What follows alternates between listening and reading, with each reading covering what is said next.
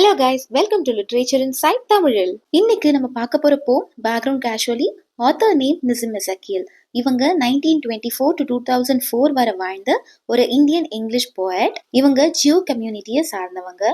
இவங்களுடைய writing identity, alienation and Indian life பத்தினதா இருக்கும். இவர் 1983ல சாகித்ய அகாடமி அவார்ட் வின் பண்ணிருக்காங்க. இந்த போம் பேக்ரவுண்ட் கேஷுவலி ஒரு ஆட்டோபயோகிராபிக்கல் ஒர்க். இதுல டோட்டலா 75 லைன்ஸ் இருக்கு. இந்த போமை 3 டிவிஷன்ஸா பிரிக்கலாம். பொயட்க்கு இந்தியா மேல ரொம்ப பற்று இருக்கு, இந்தியாவை ரொம்பவே பிடிச்சிருக்கு, எஸ்பெஷலி பாம்பேவை ரொம்ப பிடிச்சிருக்கு அப்படின்னு சொல்றாரு. அதை எப்படி அவரு எக்ஸ்பிரஸ் பண்றாரு, எப்படி அவருக்கு பிடிச்சது அப்படிங்கிறது தான் இந்த போம்ல நம்ம பார்க்க போறோம். Now let's get into the poem. But அதுக்கு முன்னாடி நம்ம சேனல்ல நீங்க ஃபர்ஸ்ட் டைம் பாக்குறீங்கன்னா மறக்காம சப்ஸ்கிரைப் பண்ணிக்கோங்க. பார்ட் 1. ஒரு குழந்தை பிறக்குது. அந்த குழந்தை எப்படி பிறக்குதுன்னா, ஒரு பொயட், ஒரு ராஸ்கல், ஒரு கிளவுன், இந்த 3 பேருக்குள்ள குணாதிசயங்களோட அந்த குழந்தை பிறக்குது. அந்த குழந்தை தான் நம்ம பொயட் நிசிம் எசக்கியல். அவரையே சொல்லிக்கிறாரு, அவர் சரியா சாப்பிட மாட்டாராம், தூங்க மாட்டாராம், ரொம்ப ஃப்ரைட்டன்டு சைல்டா, பயந்த சுவாபம் உள்ள ஒரு குழந்தையாதான் அவரு வளர்றாரு. அவருக்கு பட்டம் கூட பறக்க விட தெரியாதான், பம்பரம் கூட அவருக்கு சொந்தமா இல்லையா. சரி, ஓகே, கடன் வாங்கியாச்சும் அந்த பம்பரத்தை வாங்கி விடலாம் அப்படின்னு பார்த்தா எல்லாராலையும் ஒரு பம்பரத்தை சுத்த வைக்க முடியாது. அதுக்குன்னு ஒரு ப்ராக்டிஸ் வேணும், அதுக்கும் ஒரு டேலண்ட் வேணும்ல. இவரால அந்த பம்பரத்தை கூட சுத்த விட முடியலையா. ஸோ பம்பரத்தை கூட சுத்த விட தெரியாத ஒரு குழந்தையா தான் இருந்தாராம். கொஞ்சம் வளர்ந்ததுக்கு அப்புறம் ஒரு ரோமன் கேத்தலிக் ஸ்கூலுக்கு போறாரு. அங்க இருக்கிறவங்களெல்லாம் இவரு உல்ஃப் அப்படின்னு சொல்றாரு. ஸோ உல்ஃப் கூட்டத்துக்குள்ள போற மாதிரி இவரு அங்க போறாரு. பட் அவங்க எல்லாம் இவரை எப்படி பாக்குறாங்கன்னா, வழிப்பறி பண்ணிட்டு போவாங்கல்ல திருடர்கள், அவரை பாக்குற மாதிரி பாக்குறாங்களாம். ரொம்ப மோசமா இவரை ட்ரீட் பண்றாங்களாம். இவர் கூட யாரும் பெருசா பேசுறது இல்ல. என்ன காரணம்னா, இவர் ஒரு ஜூ கம்யூனிட்டியை சார்ந்தவர். ஏன் நம்மளை இந்த மாதிரி எல்லாரும் ட்ரீட் பண்றாங்க, நம்ம மேல ஏன் இவ்வளோ கோவமா இருக்காங்க அப்படின்னு கேட்கும் போது அவங்க என்ன சொல்றாங்கன்னா, நீ தான் ஜீசஸ் கிரைஸ்ட காட்டி கொடுத்துட்ட அப்படின்னு சொல்றாங்களாம். அதாவது ஜீசஸ் கிரைஸ்ட ஜியூ கம்யூனிட்டியை சார்ந்த யூதாஸ் அப்படிங்கிறவர் தான் காட்டி கொடுப்பாரு. ஸோ நீ அந்த கம்யூனிட்டியை சார்ந்தவன் அப்படிங்கிறதால தான் இவ்வளோ வெறுப்பா இருக்காங்க அவர் மேல.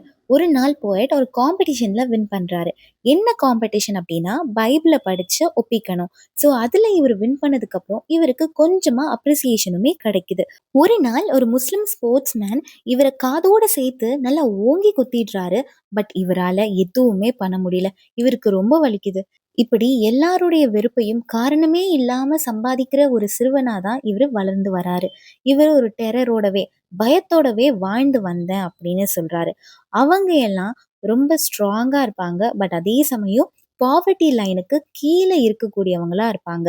அப்படி பாவர்ட்டி லைனுக்கு கீழே இருக்கக்கூடிய இந்து பாய்ஸ் எப்படி இருப்பாங்கன்னா, அண்டர் நரிஷ்டா இருப்பாங்களாம், ரொம்ப மந்தமா இருப்பாங்களாம். அவங்களுடைய ப்ரப்போசிஷன், அதாவது அவங்க முன்னெடுத்து செய்யக்கூடிய காரியங்கள் எல்லாமே ராங்கா தான் போய் முடியுமா. பட் அவங்க கூட இவர்கிட்ட பேச மாட்டாங்களாம், இவரை ஒதுக்கியே தான் வச்சிருப்பாங்களாம். பட் ஒன் நாய்ஸி டே, ஆரவாரம் மிகுந்த ஒரு நாள் இவரு தன்னுடைய நைஃபை யூஸ் பண்ண வேண்டிய சூழ்நிலை வருது. இப்படி பயத்தோட வாழ்ந்து வந்த ஒரு பையனை கத்தியை யூஸ் பண்ற அளவுக்கு மாத்தி இருக்காங்க. அந்த அளவுக்கு அந்த பையனை கஷ்டப்படுத்தி இருக்காங்க அப்படின்னு சொல்றாரு. ஒரு ஃப்ரைடே நைட் இவரு தான் ஃபேமிலி கூட சேர்ந்து ப்ரேயர் பண்ணிட்டு இருக்காரு. அப்பதான் யோசிக்க ஆரம்பிக்கிறாரு, யாருக்கும் தீங்கு செய்யக்கூடாது, எல்லாரையும் மன்னிக்கணும் அப்படின்னு சொல்றோமே, நம்ம ஃபர்ஸ்ட் அப்படி இருக்கிறோமா, நம்முடைய மாரல்ஸ் எங்க போயிட்டு இருக்கு, நம்ம என்ன பண்ணிட்டு இருக்கோம் அப்படின்னு தனக்கு தானே கேள்வி கேட்க ஆரம்பிக்கிறாரு. நிறைய ஞானிகள் கிட்ட போய் பேசுறாரு. நிறைய ஜென் பீப்புளையும் போய் மீட் பண்றாரு. அதாவது புத்திஸ்ட் பீப்புளை சார்ந்தவங்க, அவங்க கிட்டயும் போய் கேட்கிறாரு. ஒருவேளை அவரு தான் ஒரு செயின்டாவே மாறிட வேணும் அப்படின்லாம் யோசிக்கிறாரு. தான் யாரு அப்படின்னு நிறைய தெரிஞ்சுக்கணும், நிறைய தேடணும் அப்படின்னு ஆரம்பிக்கிறாரு. பட் எவ்வளவுக்கு எவ்வளோ அவர் தேடி போறாரோ, எவ்வளவுக்கு எவ்வளோ அவர் சர்ச் பண்றாரோ, அவ்வளவுக்கு அவ்வளவோ இவருக்கு கம்மியா தான் தெரிய வருது. பார்ட் 2. இப்போ அவருக்கு 22 இயர்ஸ் ஆகுது. அப்ராட்க்கு போகணும் அப்படின்னு நினைக்கிறாரு. இப்போ அவர் ஒரு டெசிஷன் எடுக்கணும். அப்ராட்க்கு எதுக்கு போவாங்க? ஒன்று படிக்க போவாங்க, இல்லை சம்பாதிக்க போவாங்க இல்லையா. இப்போ இவர் படிக்க போகணுமா இல்லை சம்பாதிக்க போகணுமா அப்படிங்கிற ஒரு டெசிஷன் எடுக்க வேண்டிய சுச்சுவேஷன்ல இருக்காரு. இப்போ அவர் ஒரு டெசிஷன் எடுத்தாச்சு. இப்போ அவருக்கு என்ன தேவைன்னா, ஒரு ஃப்ரெண்டு தேவை. எதுக்கு? அப்ராட் போறதுக்கு பணம் தேவை வேணும், அதுக்கு டிராவல் பண்றதுக்கெல்லாம் பே பண்ணணும் இல்லையா, அதுக்கு ஒரு ஃப்ரெண்டு வேணும். ஸோ இப்போ டெசிஷன் எடுத்தாச்சு, ஃப்ரெண்டும் கிடைச்சாச்சு, பேமெண்ட் எல்லாம் பண்ணியாச்சு. இப்போ இங்கிலாந்துக்கு போய் செட்டில் ஆயிடுறாரு. அங்க என்னென்ன கத்துக்கிறாருன்னா, philosophy, poetry and poverty.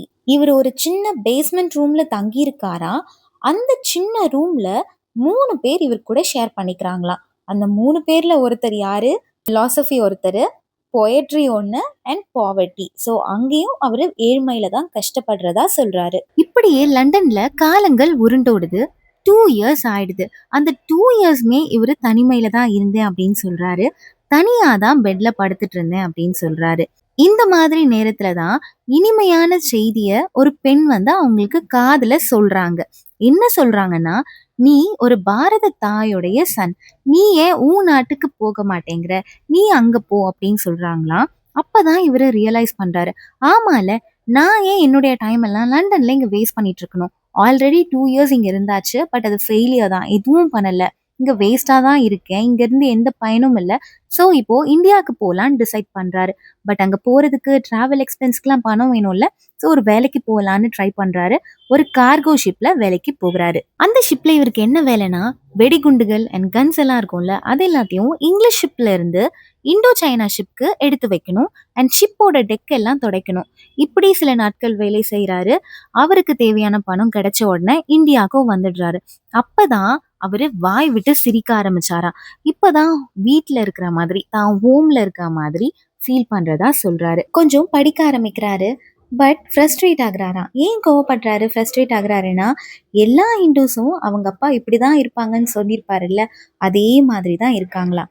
Hindus எப்படி இருப்பாங்க அப்படின்னு அப்பா சொன்னாரோ அதே மாதிரி தான் எல்லாரும் இருக்காங்க. எப்பவாவது சத்தமா பேசினாலோ இல்ல சத்தமா கதவை தட்டுனாலோ ஆவேசப்பட்டு துப்பிடுறாங்களாம். இவரை சுத்தி எல்லாருமே இந்துஸா தான் இருக்காங்க. ஓகே அப்படின்னு சொல்லிட்டு இவரு இன்னும் வேர்ஸ்ட்டுக்கு தன்னை ப்ரிப்பேர் பண்ணிக்கிறாரா. இவருக்கு மேரேஜ் ஆகுது அண்ட் நிறைய ஜாப்ஸையும் சேஞ்ச் பண்ணிடுறாரு. பட் ஸ்டில் அவரால் மேனேஜ் பண்ண முடியல. அவருக்கு தன்னைத்தானே பார்க்கும்போது ஒரு ஃபூல் மாதிரி தான் தெரியுதா. இவருடைய லைஃப் எக்ஸ்பீரியன்ஸ் எல்லாத்தையும் ஒரு சாங்கா எழுதுறாரா, ஒரு போமா எழுதுறாரு. இப்போ அந்த போம் பாடுறதுக்கு தயாரா இருக்கு. பாடுவதற்கு தகுதியான பாடல் தான் அப்படின்னு சொல்றாரு. இவங்களுடைய ஆன்சிஸ்டர்ஸ் எல்லாத்தையும் கேஸ்ட்டை வச்சு மதிப்பிட்டாங்களாம். அயலவர்கள் மாதிரி தான் பார்த்தாங்களாம். அவங்களுடைய ஆன்சிஸ்டர்ஸ் எல்லாம் செக்குல எண்ணெய் எடுப்பாங்கல்ல, அந்த வேலையை பார்த்துட்டு இருந்ததா சொல்றாங்க. பக்கத்துல இருந்த இண்டூஸ்ல ஒருத்தர் சண்டையும் போட்டாராம். அதே சமயத்துல ஒரு சில விஷயங்களை இவருக்கு கத்தும் கொடுத்தாராம். அவர் பிரிட்டிஷ் ஆர்மியில வேலை செய்யும் போது அங்க வார்ல நடந்த சோக கதைகள் எல்லாம் இவருக்கு சொன்னாராம். அதை கேட்டுட்டு இவர் தூங்க போன பின்பு அவருக்கு நிறைய கனவுகள் வந்துதான். அதுல அந்த வார்ல சொன்னார்ல, அந்த மென்னெல்லாம் வந்து இவருடைய கைகளையும் கால்களையும் கட்டி போடுற மாதிரி ஒரு கனவு. அந்த கனவுக்கு அப்புறம் இவர் பயந்து போய் எழுந்து அவர் கண்ட அந்த கனவை போமா எழுத ஆரம்பிக்கிறாரு. அந்த மாதிரி நிறைய போம்ஸ் எழுதுறாரு. இந்த பீப்புள் இந்த வேர்ல்ட்ல எதெல்லாம் ப்ரெஷியஸ், எதெல்லாம் பெரிய விஷயமா நினைக்கிறாங்களோ அதுலலாம் இவருக்கு ஆர்வம் குறைஞ்சிருச்சான். போம் எழுதுறதுல தான் இவருக்கு நிறைய இன்ட்ரெஸ்ட் வந்திருக்கு. வேர்ல்ட்லி திங்ஸ் மேல இருந்த கிரிப் போயிடுச்சான். இப்போ போம் எழுதுறது தான் இவருக்கு கிரிப்பா இருக்கு. வேர்ல்ட்லி திங்ஸ் என்ன ஆனாலும் அதை பத்தி கவலைப்பட மாட்டேன் அப்படின்ற அளவுக்கு இவருக்கு வேர்ல்ட்லி திங்ஸ் மேல இன்ட்ரெஸ்ட் குறைஞ்சு போச்சான். அவரையே கவனிச்சு பாக்குறாராம். அறிவாளியா இருக்கிறவன் எப்படியும் அவனுடைய லைஃப்ல சர்வைவ் ஆயிடுவான். பட் எப்போ அவன் கஷ்டப்படுவானா, ஒரு தவறு நடக்கும்போது அதை எழுதவும் முடியாம எழுதாம இருக்கவும் முடியாம இருக்கும் போதுதான், அந்த மாதிரியான காரியங்கள் நடக்கும் போதுதான் தன்னைத்தானே ஒரு முட்டாள் மாதிரி, ஃபூல் மாதிரி இருப்பான் அப்படின்னு சொல்றாரு. இது அவர் மனசுல ஒரு போராட்டமா புயல் மாதிரி இருக்கா. ஜூஸ் இந்தியாவுக்கு சொந்தமானவங்க கிடையாதுன்னு சொல்றாங்க. பட் இவருக்கு இந்தியாவை ரொம்ப பிடிச்சிருக்கு. எஸ்பெஷலி பாம்பே மேல ஒரு பற்று இருக்கு. இப்போ அவர் மனசுக்குள்ள அடிச்சிட்டு இருந்த புயல் ஓஞ்சிடுச்சு. ஒரு டெசிஷன் எடுக்கிறாரு.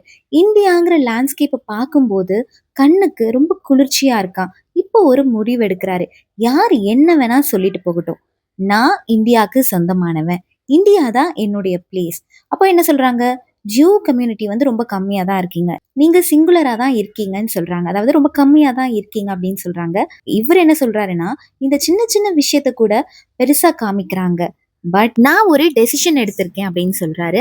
அது என்ன டெசிஷன்னா, நான் இந்தியாவுடைய ஒரு பார்ட் ஆயிட்டேன், நான் இங்க தான் இருப்பேன், இதுதான் என்னுடைய லேண்ட். அதாவது பாம்பேவை சொல்றாரு, நான் இங்க தான் இருப்பேன் அப்படின்னு சொல்றாரு. என் கூட வந்தவங்க எல்லாம் அவங்களுக்கு தேவையான ஒரு பிளேஸை செலக்ட் பண்ணிக்கிட்டாங்க. நான் இப்போ என்னுடைய பிளேஸை, அதாவது பாம்பேவை செலக்ட் பண்ணியிருக்கேன், நான் இங்க தான் இருக்க போறேன் அப்படின்னு சொல்லி இந்த போமை முடிச்சிருக்காரு நிசிம் எசேக்கியேல். இந்த வீடியோ உங்களுக்கு யூஸ்ஃபுல்லா இருந்ததுன்னா லைக் பண்ணிட்டு சப்ஸ்கிரைப் பண்ணிக்கோங்க. மறக்காம உங்க ஃப்ரெண்ட்ஸ்க்கும் சஜஸ்ட் பண்ணுங்க. அடுத்த இந்த டாபிக்ல வீடியோ போடலான்னு காமெண்ட் பண்ணுங்க. தேங்க்யூ ஃபார் வாட்சிங்.